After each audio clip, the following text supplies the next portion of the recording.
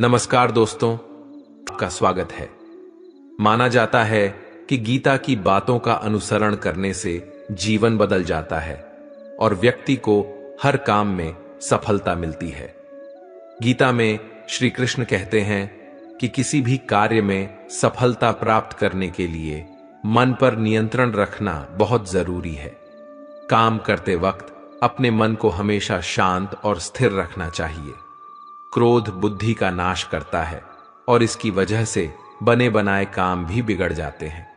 इसलिए मन को शांत रखने का प्रयास करें। श्रीमद् भागवत गीता के अनुसार हमें कोई भी कर्म बिना फल की इच्छा के करना चाहिए। अगर किसी कार्य में सफलता प्राप्त करना चाहते हैं तो सिर्फ और सिर्फ अपने कर्मों पर ही केंद्रित करें। मन में कोई भी अन्य विचार आपको आपके लक्ष्य से भटका सकता है। गीता के अनुसार व्यक्ति को कभी भी अपने कर्मों पर संदेह नहीं करना चाहिए। ऐसा करने से व्यक्ति खुद का सर्वनाश कर बैठता है। इसीलिए सफलता प्राप्त करना चाहते हैं तो जो भी कार्य करें उसे पूरे विश्वास के साथ बिना किसी संदेह के पूरा करें। गीता में श्री कृष्ण कहते हैं, मनुष्य को किसी भी वस्तु के प्रति अत्यधिक लगाव नहीं रखना चाहिए। यह लगाव ही मनुष्य के दुख और असफलता का कारण बनता है। अत्यधिक लगाव से व्यक्ति में क्रोध और दुख का भाव उत्पन्न होता है। इसकी वजह से वह अपने कर्म पर केंद्रित नहीं कर पाता है। इसलिए मनुष्य को अत्यधिक लगाव से बचना चाहिए। कृष्ण के अनुसार किसी भी कार्य में सफलता प्राप्त करने के लिए अपने भीतर छिपे डर को खत्म करना चाहिए। यह सीख देते हुए कृष्ण ने अर्जुन को कहा था कि हे अर्जुन, तुम निडर होकर युद्ध करो। अगर युद्ध में तो मारे गए तो स्वर्ग मिलेगा और अगर जीत गए तो धरती पर राज मिलेगा। इसलिए अपने मन से डर को खत्म कर दो। पाप करने के लिए क्यों विवश हो जाता है मनुष्य? भगवान श्री कृष्ण कहते हैं कि जिस प्रकार धुआं अग्नि को ढक देता है, ठीक उसी तरह काम, मोह और वासना भी मनुष्य के ज्ञान को ढक देती है। इन्हीं कारणों के चलते मनुष्य पाप करने के लिए विवश हो जाता है। गीता के अनुसार व्यक्ति को अपने क्रोध पर काबू करना सीखना चाहिए। क्रोध आने पर व्यक्ति खुद पर नियंत्रण खो बैठता है और आवेश में आकर गलत काम कर बैठता है। क्रोध में लिए गए फैसले अक्सर गलत होते हैं, जिससे व्यक्ति आगे चलकर पछताता है। इसलिए क्रोध आने पर खुद को शांत करने का प्रयास करें। श्रीमद् भागवत गीता के अनुसार हर मनुष्य को आत्म मंथन जरूर करना चाहिए। आत्मज्ञान के जरिए ही व्यक्ति को अपने गुण और अवगुण के बारे में पता चलता है। आत्म मंथन व्यक्ति को सही गलत का निर्णय करने में मदद करता है। इसीलिए कुछ समय अकेले रहकर आत्म मंथन जरूर करें। श्री कृष्ण के अनुसार व्यक्ति को स्वयं का आकलन करना भी बेहद आवश्यक है। जब तक आप खुद को नहीं समझेंगे, तब तक आप स्वयं से जुड़ा कोई भी फैसला मजबूती के साथ नहीं कर सकेंगे। जब मनुष्य अपने गुणों और कमियों को जान लेता है, तब वह अपने व्यक्तित्व का निर्माण सही ढंग से कर पाता है। गीता के अनुसार हर व्यक्ति को अपने मन पर नियंत्रण रखना चाहिए। मन बहुत चंचल होता है और यही हमारे दुखों का कारण बनता है। जो व्यक्ति अपने मन पर काबू पा लेता, वह सफलता की राह पर चल पड़ता है। ऐसा व्यक्ति सिर्फ अपने कर्म पर केंद्रित रहता है और लक्ष्य को आसानी से हासिल कर लेता है। श्री कृष्ण के उपदेश के अनुसार मनुष्य को उसके कर्मों के अनुरूप ही फल मिलता है। इसलिए परिणाम के बारे में सोचे बिना व्यक्ति को सिर्फ अपने कर्म पर ध्यान देना चाहिए। जब अर्जुन युद्ध भूमि में जाते हैं तो अपने सामने पितामह और सगे संबंधियों को देखकर विचलित हो जाते हैं। तब भगवान श्री कृष्ण उन्हें सही ज्ञान देते हैं। श्री कृष्ण अर्जुन को उपदेश देते हुए कहते हैं कि हे पार्थ, यह युद्ध धर्म और अधर्म के मध्य है। इसलिए अपने शस्त्र उठाओ और धर्म की स्थापना करो। भगवान श्री कृष्ण धर्म के मार्ग पर चलने की शिक्षा देते हैं। मनुष्य को भी धर्म का पालन करना चाहिए। गीता में भगवान श्री कृष्ण ने कहा है कि मनुष्य को उसके द्वारा किए गए कर्मों के अनुसार ही फल प्राप्त होता है, इसलिए मनुष्य को सदैव सत्कर्म करने चाहिए। गीता में कही गई इन बातों को प्रत्येक व्यक्ति को अपने जीवन में मानना चाहिए। कृष्ण कहते हैं कि मृत्यु एक अटल सत्य है, केवल यह शरीर नश्वर है, आत्मा अजर अमर है। आत्मा को कोई काट नहीं सकता, अग्नि जला नहीं सकती और पानी गीला नहीं कर सकता। जिस प्रकार से एक वस्त्र बदलकर दूसरे वस्त्र धारण किए जाते हैं, उसी प्रकार आत्मा एक शरीर का त्याग करके दूसरे जीव में प्रवेश करती है। भगवत गीता में भगवान श्री कृष्ण ने न केवल ज्ञान की बातें बताई हैं, बल्कि जीवन जीने की कलाओं के बारे में भी बताया है। भगवान श्री कृष्ण ने अर्जुन को जो गीता का उपदेश दिया है, वह हर मनुष्य के लिए प्रेरणा स्रोत है। गीता में भगवान श्री कृष्ण अर्जुन को उपदेश देते हैं कि जो भी मनुष्य भगवत गीता की बातों को अपनाकर अपने जीवन में उतारता है, वह सभी दुखों से, वासनाओं से, क्रोध से, ईर्ष्या से, लोभ से, मोह से, लालच आदि के बंधनों से मुक्त हो जाता है। आनंद मनुष्य के भीतर ही निवास करता है, परंतु मनुष्य उसे स्त्री में, घर में और बाहरी सुखों में खोज रहा है। श्री कृष्ण कहते हैं कि भगवान की उपासना केवल शरीर से ही नहीं, बल्कि मन से करनी चाहिए। भगवान का वंदन उन्हें प्रेम बंधन में बांधता है। मनुष्य की वासना ही उसके पुनर्जन्म का कारण होती है। इंद्रियों के अधीन होने से मनुष्य के जीवन में विकार और परेशानियां आती हैं। संयम यानी धैर्य, सदाचार, स्नेह और सेवा जैसे गुण सत्संग के बिना नहीं आते हैं। श्री कृष्ण कहते हैं कि मनुष्य को वस्त्र बदलने की आवश्यकता नहीं है, आवश्यकता हृदय परिवर्तन की है। जवानी में जिसने ज्यादा पाप किए हैं, उसे बुढ़ापे में नींद नहीं आती। भगवान ने जिसे संपत्ति दी है, उसे गाय अवश्य रखनी चाहिए। जुआ, मदिरापान, परस्त्री गमन, हिंसा, असत्य, मद, आसक्ति और निर्दयता, इन सब में कलयुग का वास है। श्री कृष्ण कहते हैं कि मनुष्य को अपने मन को बार बार समझाना चाहिए कि ईश्वर के सिवाय उसका कोई नहीं है, साथ ही वह किसी का नहीं है। भोग में क्षण भर के लिए सुख है, साथ ही त्याग में स्थायी आनंद है। श्री कृष्ण कहते हैं कि सत्संग ईश्वर की कृपा से मिलता है, परंतु कुसंगति में पड़े रहना मनुष्य के अपने ही हाथों में है। लोभ और किसी से अधिक लगाव पाप के माता पिता हैं, साथ ही लोभ पाप का बाप है। श्री कृष्ण कहते हैं कि मनुष्य को अपने मन और बुद्धि पर विश्वास नहीं करना चाहिए, क्योंकि यह बार बार मनुष्य को दगा देते हैं। खुद को निर्दोष मानना बहुत बड़ा दोष है। यदि पति पत्नी पवित्र जीवन बिताएं, तो भगवान पुत्र के रूप में उनके घर आने की इच्छा रखते हैं। भगवान इन सभी कसौटियों पर कसकर जांच परख कर ही मनुष्य को अपनाते हैं। किसी भी रिश्ते में उस समय तक रहना ही उचित होता है जब तक आपका आत्मसम्मान इसमें बना रहे, वरना अपने सबसे करीबी लोगों के साथ रहने पर भी सिर्फ दर्द का अनुभव होता है। ऐसे में यदि आप अपने रिश्तों में किसी तरह की परेशानी का सामना कर रहे हैं, तो इसकी मदद से आप अपने रिश्ते के भविष्य को बदल सकते हैं। गीता का एक ऐसा ही उपदेश यहां हम आपको बता रहे हैं, जिसे जानने के बाद आप खुद को एक खराब रिश्तों में आने से बचा सकते हैं। श्री कृष्ण कहते हैं कि जब कोई समझदार इंसान अपने सबसे प्रिय व्यक्ति और करीबी रिश्ते को भी छोड़ने के लिए तैयार हो जाए, तो समझ जाना चाहिए उसके आत्मसम्मान को ठेस पहुंची है। आत्मसम्मान किसी व्यक्ति का खुद के प्रति, अपने चरित्र और आचरण के प्रति किया जाने वाला सम्मान है। इसे स्वाभिमान भी कहा जाता है, इसलिए इसमें अभिमान का भी थोड़ा अंश होता है, जिसके कारण इन दोनों के बीच में बहुत बारीक सी लाइन होती है। आसान भाषा में अभिमान घमंड के साथ साथ चलता है, वहीं आत्मसम्मान नैतिकता के साथ चलता है। भले ही इसके कारण कितनी ही बड़ी हानि क्यों ना हो जाए। आत्मसम्मान का बोध होना हर एक व्यक्ति के लिए जरूरी है। तभी आप दूसरों को इसे ठेस पहुंचाने से रोक सकते हैं।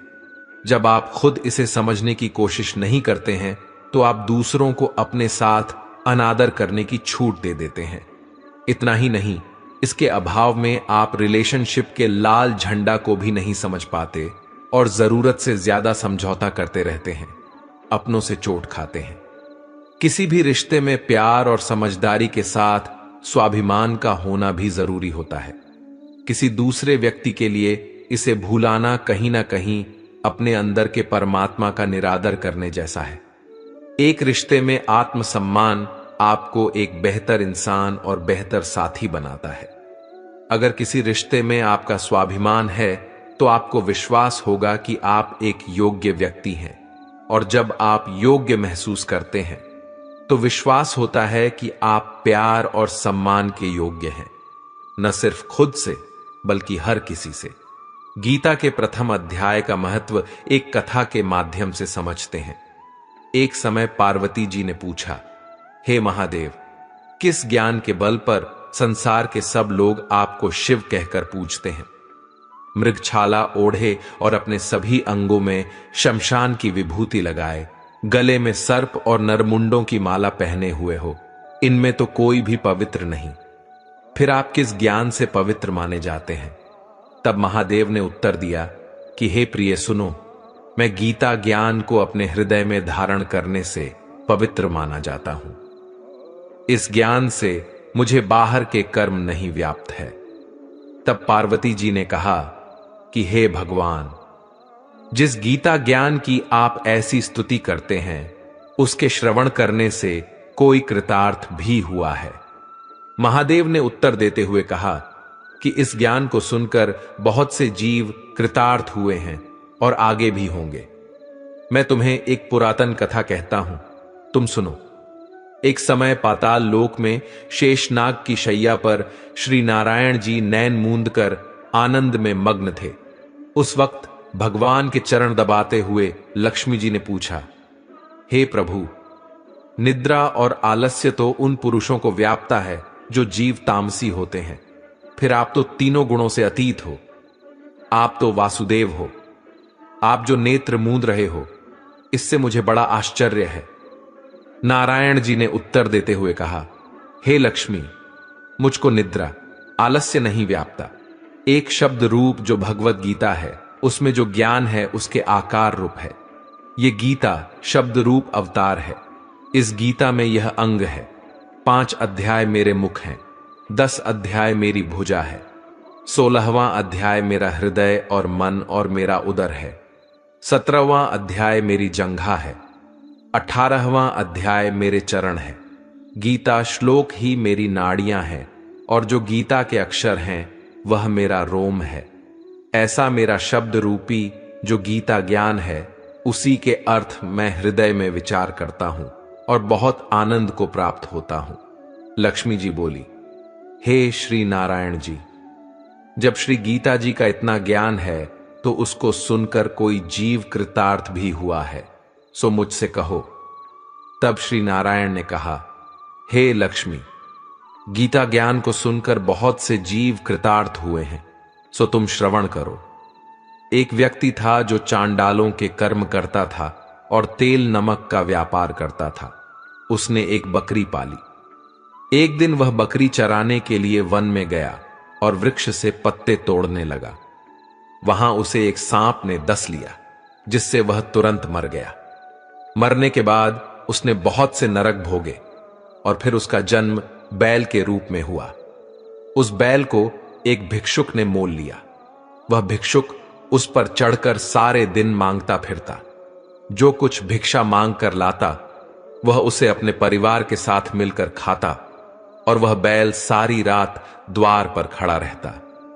उसके खाने पीने का भी कोई ख्याल नहीं करता था और सुबह होते ही बैल पर चढ़कर फिर मांगने निकल जाता। जब बहुत दिन हो गए तो वह बैल भूख से गिर गया, लेकिन उसके प्राण नहीं निकले। नगर के लोगों ने देखा तो उस बैल को कोई तीर्थ का फल दे देता तो कोई व्रत का फल दे देता। तब भी उस बैल के प्राण नहीं छूटे। एक दिन गणिका आई। उसने लोगों से पूछा, यह कैसी भीड़ है? तो उन्होंने कहा कि इसके प्राण नहीं निकलते, अनेक पुण्यों का फल दे रहे हैं तो भी इसकी मुक्ति नहीं होती। तब गणिका ने कहा कि मैंने जो भी पुण्य कर्म किए हैं, मैं उसका फल इस बैल को देती हूं। इतना कहते ही बैल की मुक्ति हो गई। तब बैल ने एक ब्राह्मण के घर जन्म लिया। पिता ने उसका नाम सुशर्मा रखा। उसके पिता ने उसे पढ़ाया लिखाया। उसको अपने पिछले जन्म की सुध थी। उसने एक दिन मन में विचार किया, जिस गणिका ने मुझे बैल की योनि से छुड़ाया था, उसका दर्शन करूं। विप्र चलते चलते गणिका के घर गया और कहा, आप मुझे पहचानती हैं? गणिका ने कहा, मैं नहीं जानती, तुम कौन हो?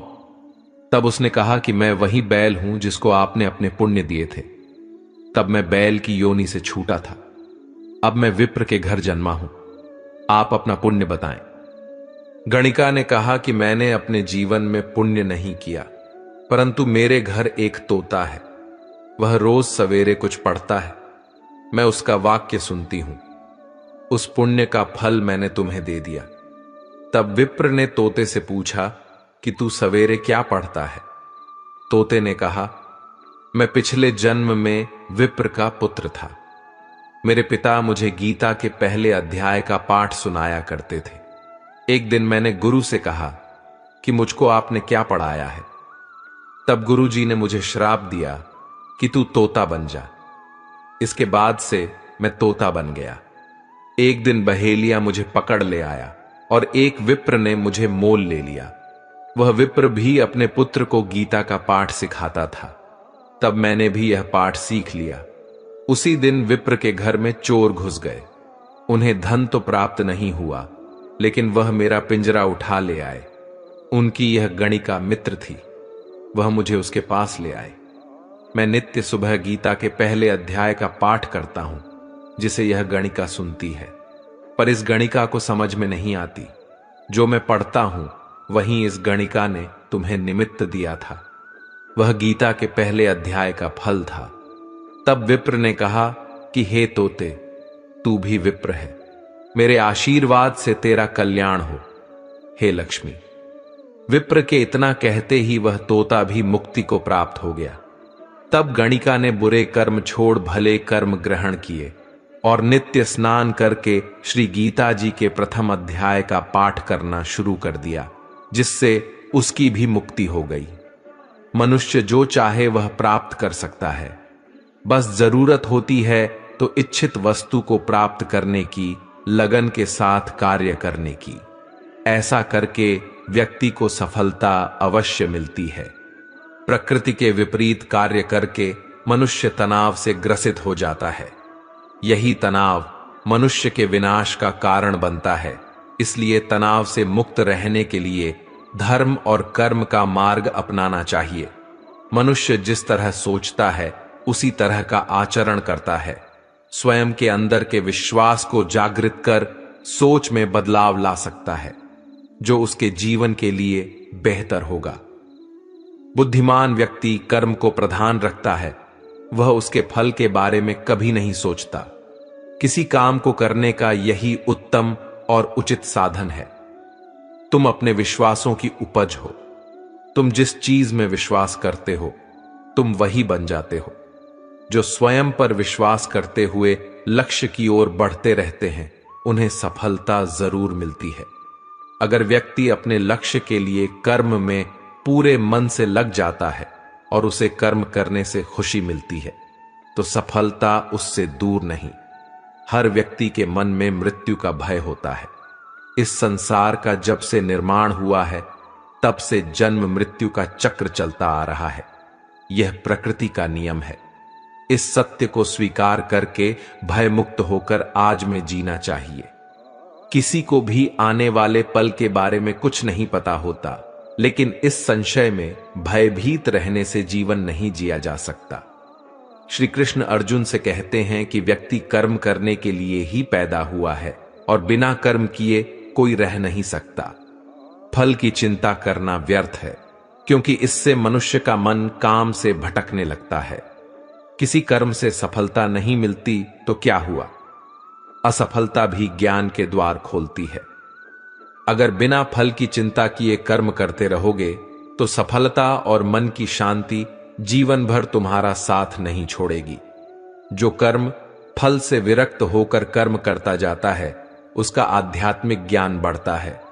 जो व्यक्ति हमेशा स्वार्थ प्रेरित होकर फल की चिंता करते हुए कर्म करते हैं और सिर्फ फल ही उन्हें कर्म करने को प्रेरित करता है, ऐसे लोग दुखी और बेचैन रहते हैं, क्योंकि उनका दिमाग हमेशा इसी उलझन में फंसा रहता है कि उन्हें क्या फल मिलेगा।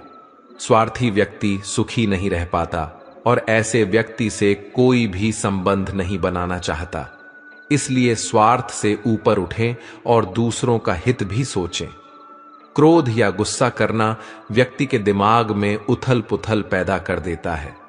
आवेश में विवेकहीन होकर कई बार व्यक्ति अपना ही नुकसान कर बैठता है या फिर अपनी ही मानसिक शांति को भंग करके खुद को कष्ट देता है। क्रोध की अग्नि में बुद्धि और तर्क नष्ट हो जाते हैं और व्यक्ति बिना विचार किए बस अपने अहम की तुष्टि करने वाले काम करता है। मन का स्वभाव है कि यह आसानी से भटक जाता है। अगर जीवन को सफलता की दिशा में ले जाना है तो मन को काबू करना बहुत जरूरी है।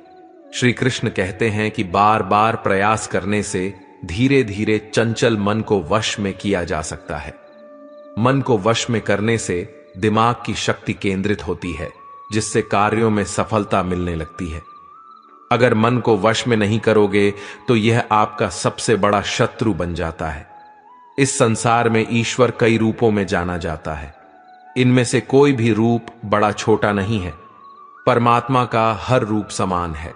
जैसे हर नदी अंत में सागर में जाकर मिलती है, वैसे ही हर धर्म, मत और संप्रदाय की धाराएं परमात्मा रूपी समुद्र में समा जाती हैं।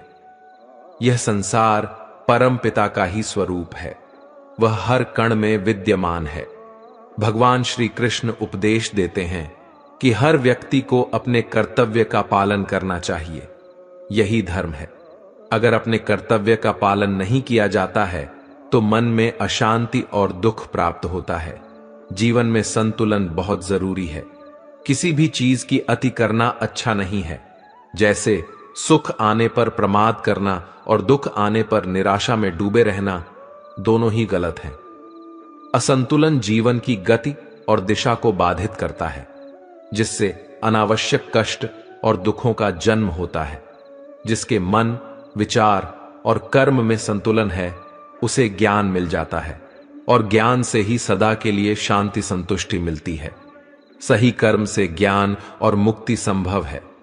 गीता के उपदेशों में कर्मयोग का सिद्धांत कहता है कि संसार से विरक्त होना ही मुक्ति का उपाय नहीं है। संसार में रहकर एक गृहस्थ अपने कर्मों का पालन करते हुए कर्म फल से विरक्त होकर मुक्ति प्राप्त कर सकता है। सही विचार और उचित कर्म भी आसक्ति को खत्म करने में सक्षम है। अच्छे कर्म कभी व्यर्थ नहीं जाते, चाहे यह दुनिया हो या परलोक। ज्ञान और कर्म एक है। एक ज्ञानी कर्म और ज्ञान को अलग अलग समझता है, लेकिन एक ज्ञानी जानता है कि दोनों एक ही हैं। लोग ज्ञान की बातें तो करते हैं, लेकिन उसका पालन नहीं करते। बिना पालन किए ज्ञान कोरा रह जाता है, ज्ञान का अनुभव नहीं होता। गीता कहती है कि ज्ञान प्राणी की नहीं, बल्कि अनुभव करने की वस्तु है और अनुभव बिना कर्म किए नहीं मिलता। इच्छा दुखों का मूल है। इस संसार में जितनी भी चीजें सांसारिक सुख की श्रेणी में आती हैं, उनकी एक शुरुआत और अंत जरूर होता है। इन सांसारिक सुखों का अंत दुख, कष्ट और दुर्गति के रूप में होता है। इच्छाओं का अंत नहीं है। एक पूरी होती है तो दूसरी नई इच्छा आ जाती है। हर इच्छा से प्रेरित होकर कर्म करना गलत है, क्योंकि ऐसे तो अनुचित कार्य भी होंगे। इच्छाओं से विचलित न हो, उन्हें एक विरक्त दर्शक बनकर देखो और वे चली जाएंगी। भगवान ही सबसे बड़ा सहारा है। परम पिता ही एकमात्र हमारे आधार हैं और अपने हैं। इस संसार में कोई भी अकेला नहीं है। ईश्वर में विश्वास रखते हुए जो मनुष्य कर्म पथ पर बढ़ता जाता है वह सदा शांति, सुख और मुक्ति पाता है। भूत और भविष्य की चिंता करना व्यर्थ है, वर्तमान ही सत्य है। जो भी पूर्ण समर्पण से ईश्वर की शरण में आता है, परमात्मा उसका कल्याण अवश्य करते हैं। भगवान श्री कृष्ण कहते हैं कि तुम्हें कर्म करने का अधिकार है, लेकिन उसके द्वारा किए गए कर्म के फल को उसे फलने का अधिकार नहीं है। अर्थात आपको कर्म में लगना चाहिए, लेकिन उसके फलों की चिंता में नहीं रहना चाहिए। भगवान श्री कृष्ण कहते हैं कि तुम्हें कर्म करने का अधिकार है, लेकिन उसके द्वारा किए गए कर्म के फल को उसे फलने का अधिकार नहीं है। अर्थात आपको कर्म में लगना चाहिए, लेकिन उसके फलों की चिंता में नहीं रहना चाहिए। कर्म योग में सर्वप्रथम यह भाव है कि कर्म करना आवश्यक है और उसे ईश्वर को समर्पित करना चाहिए, फल की इच्छा के साथ नहीं। भगवान श्री कृष्ण कहते हैं कि हमें स्वयं के विकारों और नकारात्मकता से मुक्त होकर प्रगति करनी चाहिए, क्योंकि हम स्वयं के मित्र भी हैं और शत्रु भी हम खुद ही हैं। हम खुद ही अपने सबसे बड़े मित्र और सबसे बड़े शत्रु भी हो सकते हैं। जब हम अपनी आत्मा को नहीं समझते और उससे अलग हो जाते हैं, तो हमारे अंदर के सकारात्मक गुण व्यक्त नहीं हो पाते और हमें खुद ही अपना दुश्मन बनना पड़ता है।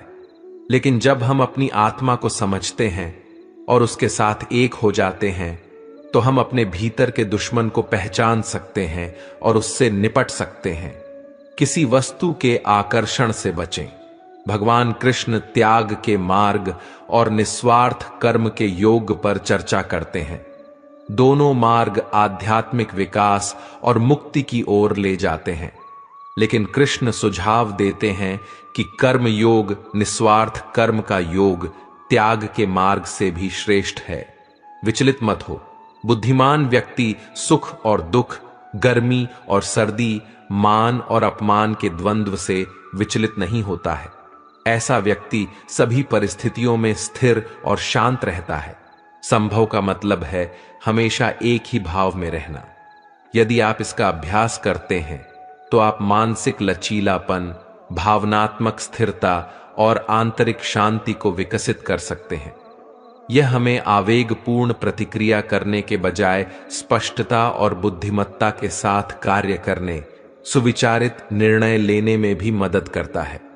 यह श्लोक हमें अपने कार्यों के परिणामों से वैराग्य पैदा करने और अपने सच्चे स्व में केंद्रित रहने के लिए प्रोत्साहित करता है।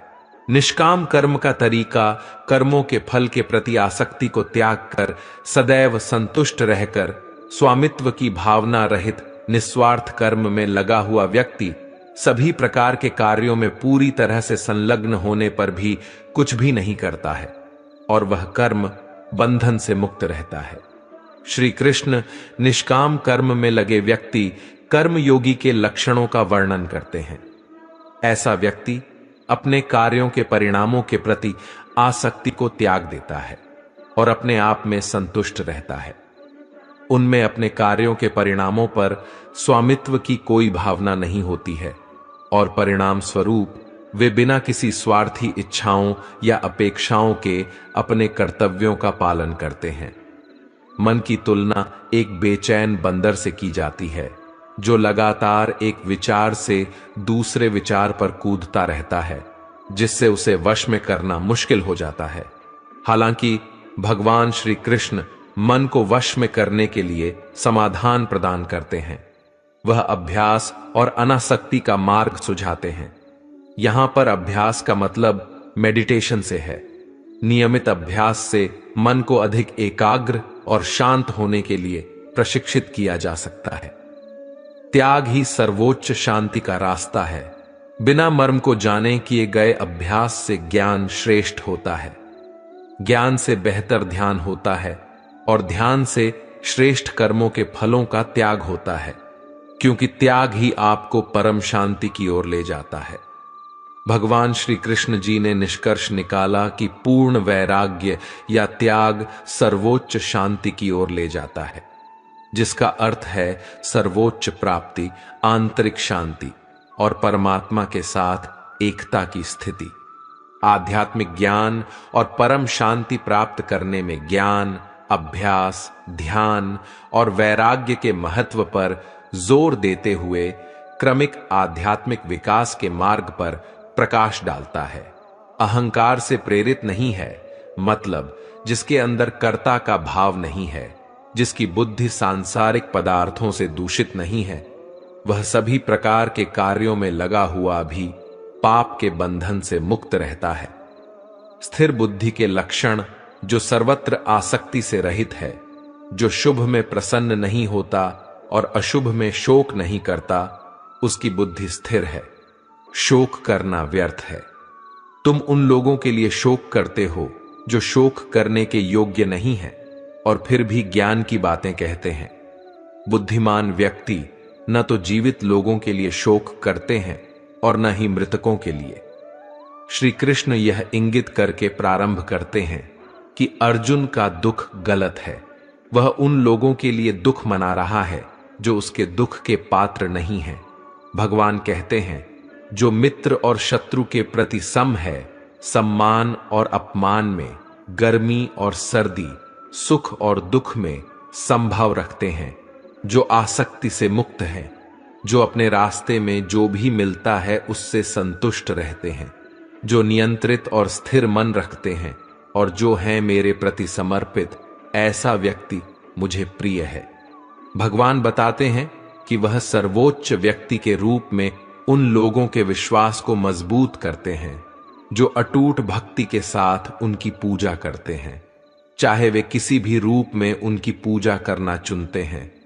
काम, क्रोध और लोभ व्यक्ति का नाश कर देता है। भगवद गीता के अध्याय 16 के 21वें श्लोक में भगवान श्री कृष्ण जी अर्जुन से कहते हैं, 3 द्वार आत्म विनाशकारी नरक की ओर ले जाते हैं, काम, क्रोध और लालच। इसलिए व्यक्ति को इन तीनों को त्याग देना चाहिए। अपने कर्म में लगे रहो।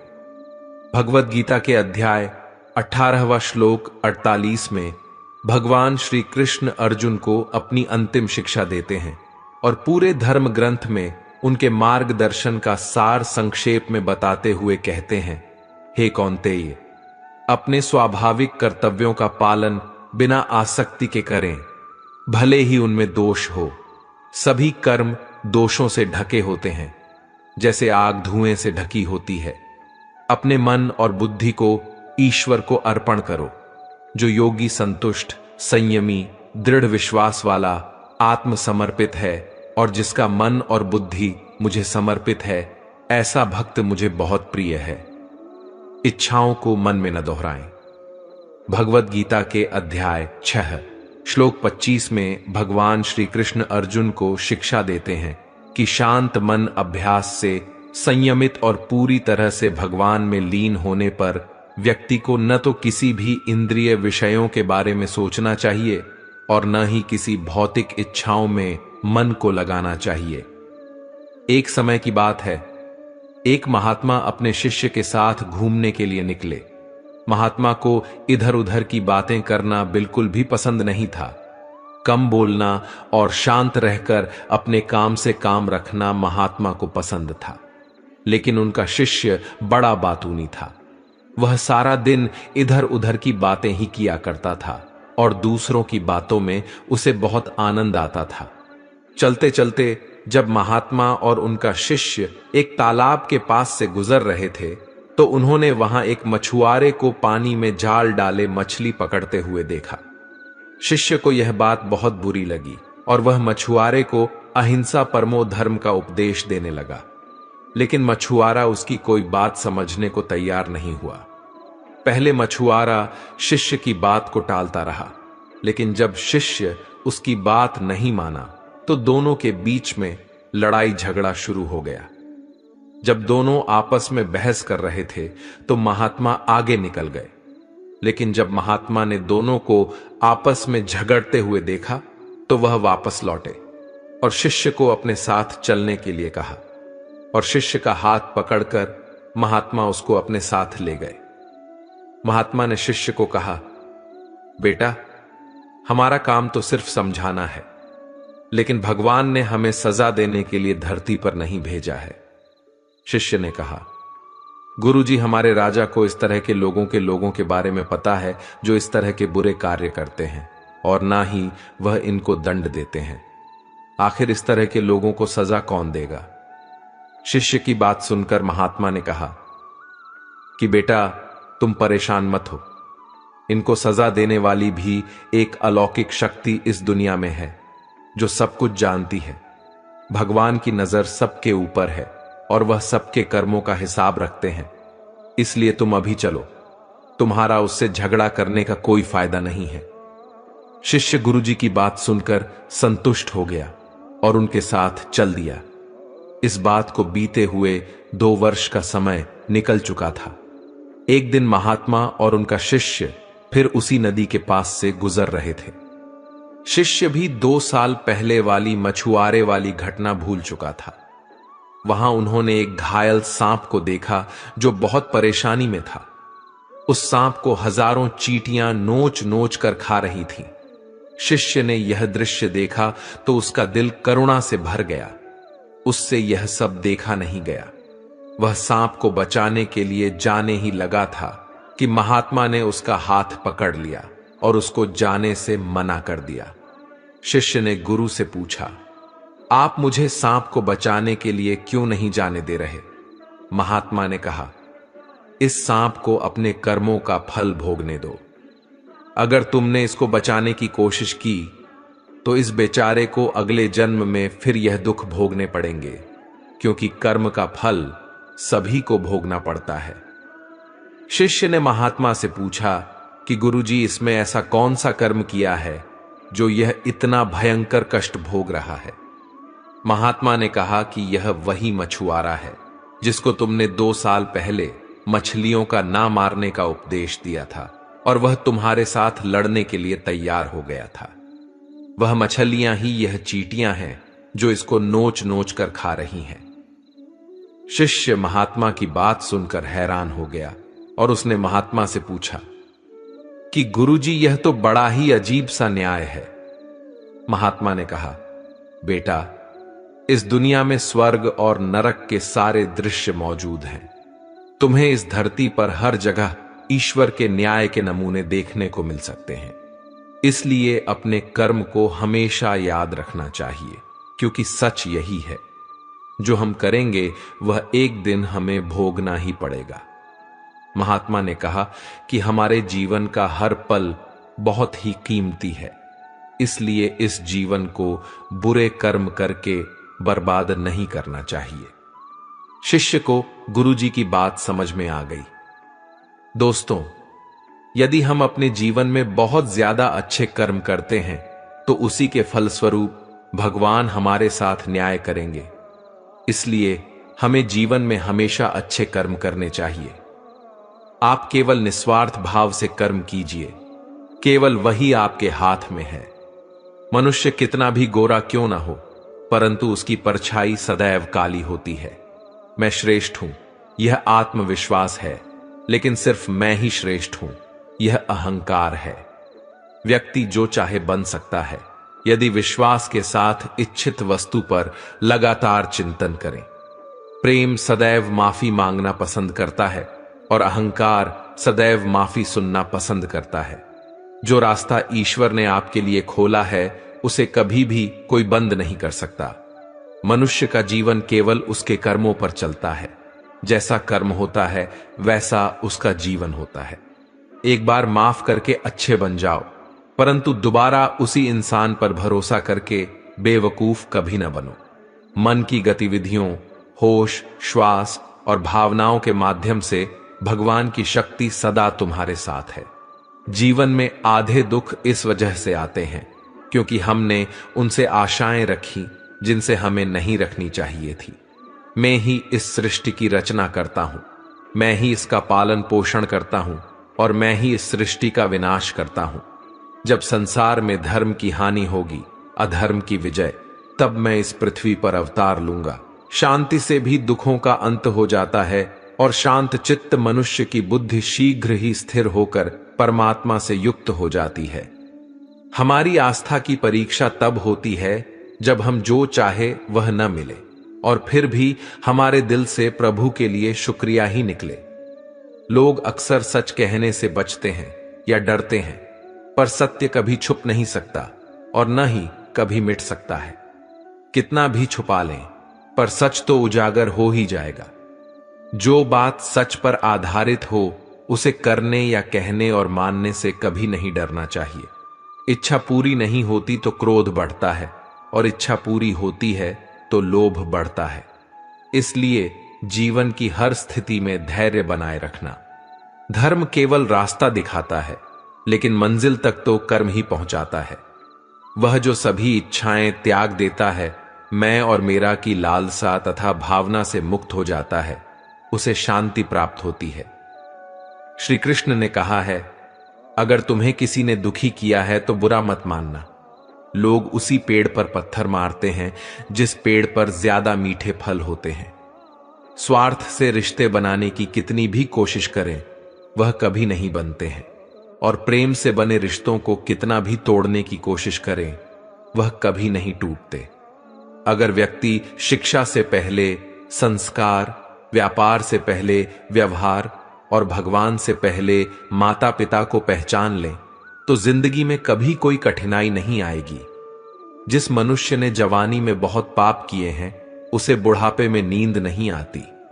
श्री कृष्ण कहते हैं कि मनुष्य को अपने मन को बार बार समझाना चाहिए कि ईश्वर के सिवा उसका कोई नहीं है।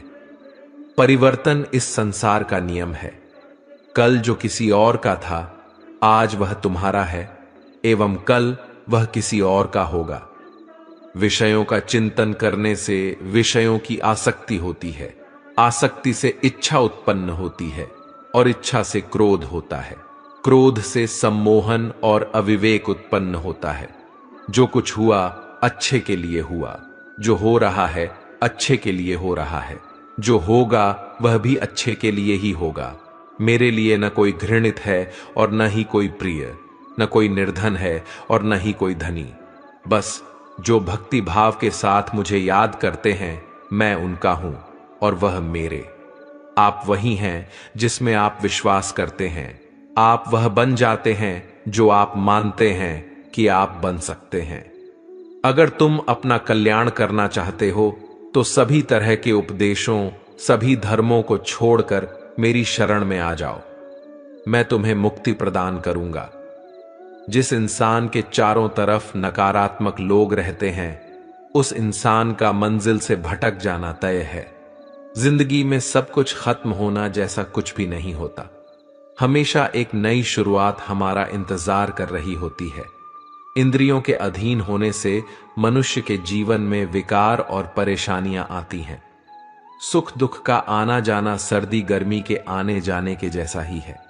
इसीलिए इन्हें सहन करना सीखना ही उचित है। निर्बलता अवश्य ईश्वर देता है, परंतु मर्यादा मनुष्य का मन खुद निर्माण करता है। जीवन में वाणी को संयम में रखना अनिवार्य है, क्योंकि वाणी से दिए हुए घाव कभी भरे नहीं जा सकते। मनुष्य उसके लिए शोक करता है जो शोक करने के योग्य नहीं है, और फिर भी ज्ञान की बातें करते हो। बुद्धिमान व्यक्ति न जीवित और न ही मृत व्यक्ति के लिए शोक करते हैं। श्री कृष्ण कहते हैं, मैं हमेशा तुम्हारे साथ और तुम्हारे आसपास रहता हूं, चाहे तुम कुछ भी कर रहे हो। जो हुआ अच्छा हुआ, जो होगा अच्छा होगा। स्वयं को मुझ पर छोड़ दो, अपने कर्म पर ध्यान दो। जीवन में समय चाहे जैसा भी हो, परिवार के साथ रहो। सुख हो तो बढ़ जाता है और दुख हो तो बंट जाता है। मोहग्रस्त होकर अपने कर्तव्य पथ से हट जाना मूर्खता है, क्योंकि इससे न तो तुम्हें स्वर्ग की प्राप्ति होगी और न ही तुम्हारी कीर्ति बढ़ेगी। श्री कृष्ण कहते हैं कि सत्संग ईश्वर की कृपा से मिलता है, परंतु कुसंगति में पड़ना मनुष्य के अपने ही हाथों में होता है। कर्म का फल व्यक्ति को उसी तरह ढूंढ लेता है जैसे कोई बछड़ा सैकड़ों गायों के बीच अपनी मां को ढूंढ लेता है। इस संसार में कुछ भी स्थायी नहीं है। मैं सभी जीवों में विद्यमान हूं। मैं चींटी में भी विद्यमान हूं और हाथी में भी विद्यमान हूं। मेरे भी कई जन्म हो चुके हैं, तुम्हारे भी कई जन्म हो चुके हैं। न तो मेरा अंतिम जन्म है और न यह तुम्हारा अंतिम जन्म है।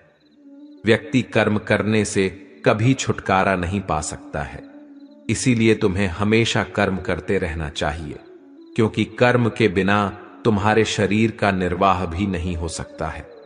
परिवर्तन ही संसार में स्थायी है, इसलिए परिवर्तन से भयभीत नहीं होना चाहिए। जो लोग दूसरों की सहायता करते हैं, ईश्वर उनकी सहायता करते हैं। जब यह संसार ही स्थायी नहीं है, तो इस संसार की कोई वस्तु कैसे स्थायी हो सकती है। आत्मा शरीर को वैसे ही छोड़ देती है जैसे मनुष्य पुराने कपड़ों को उतारकर नए कपड़े धारण कर लेता है। मन शरीर का हिस्सा है। सुख दुख का एहसास करना आत्मा का नहीं, शरीर का काम है। मान अपमान, लाभ हानि, गम और खुशी सब मन का खेल है।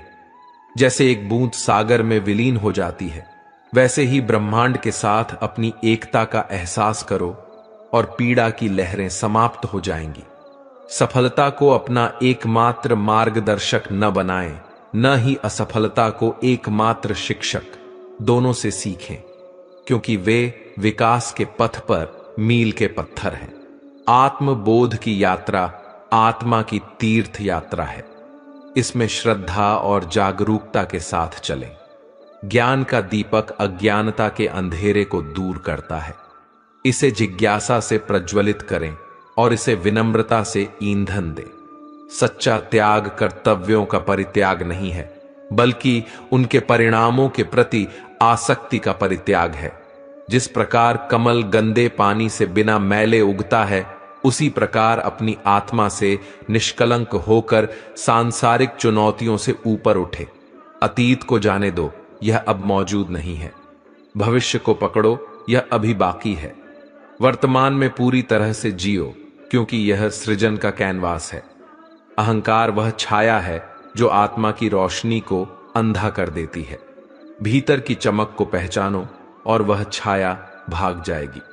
जैसे एक दर्पण बिना निर्णय के सत्य को प्रतिबिंबित करता है, वैसे ही दुनिया को वैसे देखें और अपने कार्यों को अपने आंतरिक ज्ञान का प्रतिबिंब बनने दें। दुनिया को बदलने का नहीं, बल्कि खुद को बदलने का प्रयास करें, क्योंकि उस परिवर्तन में आपके आसपास की दुनिया भी बदल जाएगी। हजारों मील की यात्रा एक कदम से शुरू होती है। आत्मा की यात्रा एक इरादे से शुरू होती है। आत्म खोज की यात्रा सर्वोत्तम तीर्थ यात्रा है। अपने हृदय में स्थित ब्रह्मांड को समझने के लिए भीतर यात्रा करें। विनम्रता की खुशबू विपरीत परिस्थितियों में भी दूर दूर तक फैलती है। जैसे कमल कीचड़ में से पवित्रता से खिलता है, वैसे ही अपनी आत्मा को जीवन के कीचड़ में खिलने दो। मोह की डोर दिल को बांधती है। वैराग्य का राग बजाओ और मुक्ति पाओ। बुद्धि वह दिशा सूचक यंत्र है जो जीवन के जहाज को अशांत पानी से शांति के तट तक ले जाती है। समय की नदी निरंतर बहती रहती है। अपने कार्यों को वे कंकड़ बनने दें जो उद्देश्य की लहरें पैदा करते हैं। मन एक बगीचा है। खुशी के फल पाने के लिए सकारात्मक विचारों के बीज बोए।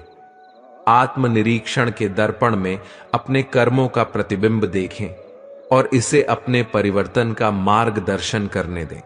क्रोध की अग्नि उसे जलाने वाले को भस्म कर देती है, इसीलिए इसे धैर्य के जल से शांत करो। करुणा का दीपक इतना प्रकाशमान हो कि वह हर कोने से पीड़ा का अंधकार दूर कर दे।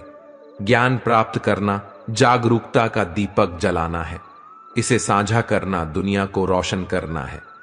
जीवन की चुनौतियों की तूफानी लहरों के नीचे आंतरिक शक्ति का शांत सागर छिपा है। दिमाग एक कैनवास है, विचार उसके रंग। सकारात्मकता की उत्कृष्ट प्रकृति को चित्रित करें। रिश्तों के बगीचे में सम्मान, विश्वास और प्यार के फूल खिलाएं। आपके कार्य को आपके मूल्यों का प्रमाण बनाएं, क्योंकि वे शब्दों से अधिक जोर से बोलते हैं। जिस प्रकार चंद्रमा सूर्य के प्रकाश को प्रतिबिंबित करता है, उसी प्रकार निस्वार्थ कार्यों के माध्यम से अपने भीतर परमात्मा को प्रतिबिंबित करें। एक कुशल धनुर्धर की तरह अपने विचारों को आत्म साक्षात्कार के लक्ष्य की ओर लक्षित करें और अपना ध्यान भटकने न दें। जीवन की नदी अनमोल बूंदों की तरह क्षणों को लेकर बहती है। प्रत्येक को संजोएं, क्योंकि वे आपके अस्तित्व का महासागर बनाते हैं। ध्यान की शांति में अपनी आत्मा की फुसफुसाहट सुने, जो आपको शाश्वत सत्य की ओर मार्गदर्शन करती है। पूर्णता के लिए नहीं, बल्कि प्रगति के लिए प्रयास करें। यात्रा ही वह पेंटिंग है जिस पर आप अपने विकास को चित्रित करते हैं। प्रत्येक सूर्यास्त जीवन की नश्वरता की याद दिलाता है। यह आपको प्रत्येक गुजरते पल की सुंदरता को संजोने के लिए प्रेरित करता है। दया को अपना दिशा सूचक यंत्र और करुणा को अपना मानचित्र बनने दें। सहानुभूति से भरे हृदय के साथ जीवन के समुद्र में यात्रा करें। अतीत पाठों की किताब है, वर्तमान कार्यों का कैनवास है और भविष्य संभावनाओं का क्षेत्र है। अपने कार्यों की मिट्टी में दयालुता के बीज बोए और सद्भावना के बगीचे को फलते फूलते देखें। जब आपके रास्ते पर संदेह के बादल छा जाएं, तो याद रखें कि ज्ञान का शाश्वत सूर्य आपके भीतर ही छिपा है। जिस प्रकार नदी पहाड़ों और घाटियों के माध्यम से अपना रास्ता खोजती है, उसी तरह जीवन के उतार चढ़ाव के माध्यम से अपना रास्ता खोजें। आत्मनिरीक्षण का दर्पण आपके अस्तित्व की सच्चाई को दर्शाता है। इसे ईमानदारी और अनुग्रह के साथ देखें। आत्मा की यात्रा कमजोरी और ताकत के बीच एक नृत्य है। सच्चे साहस का प्रतीक बनने के लिए दोनों को अपनाएं। दिल की फुसफुसाहट अक्सर दिमाग की बातचीत से अधिक तेज होती है। अपने भीतर मौजूद ज्ञान को ध्यान से सुने। प्रत्येक दिन आपके जीवन की कहानी को फिर से लिखने का एक अवसर है। इरादे की कलम को उद्देश्य के साथ उपयोग करें। जिस प्रकार एक पेड़ अपनी जड़ों से जुड़ा हुआ खड़ा होता है, उसी प्रकार एहसास के आकाश तक पहुंचते हुए अपने मूल्यों पर दृढ़ रहें। प्रतिकूलता की हवाएं लचीलेपन की जड़ों को आकार देती हैं। अपनी आत्मा को सभी तूफानों का सामना करते हुए अटल रहने दें। आपके कार्यों की गूंज समय के साथ गूंजती है। इतिहास की रेत पर अच्छाई के पद चिन्ह छोड़ने का चयन करें।